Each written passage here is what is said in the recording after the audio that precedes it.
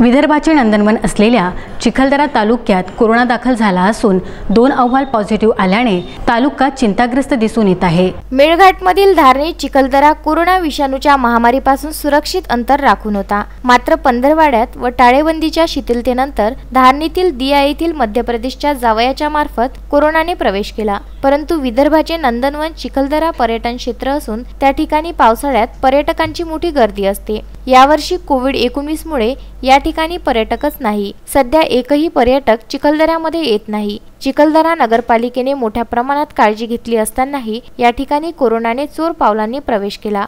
अखेर चिखलदरामध्ये आज आलेल्या कोरोना अहवालात 27 वर्षीय महिला पॉझिटिव्ह निघाली। सार्वजनिक बांधकाम विभाग कार्यालयामागे 64 वर्षीय पुरुष पॉझिटिव्ह निघाला। चिखलदऱ्यातील या दोघांचे कोरोना तपासणी अहवाल सकारात्मक आल्याने जिल्हाभरातील कोरोना बाधित तालुक्यात समावेश झाला आहे। प्रशासनासह आरोग्य विभाग खबरदारी घेत बाधित रुग्ण निवास परिसरात दाखल झाले असून परिसर प्रतिबंधित क्षेत्र घोषित करण्यात आला आहे। यामुळे कोरोनाची दहशत पसरली आहे। बाधितांच्या अतिसहवासात आलेल्यांची चौकशी सुरू असून लवकरच विलगीकरणात पाठविण्यात येईल, अशी माहिती तालुका वैद्यकीय अधिकारी चिखलदरा डॉक्टर प्रधान यांनी विदर्भ न्यूजच्या प्रतिनिधींना दिली आहे। तहसीलदार माया माने पुढील उपाययोजना करीत आहे।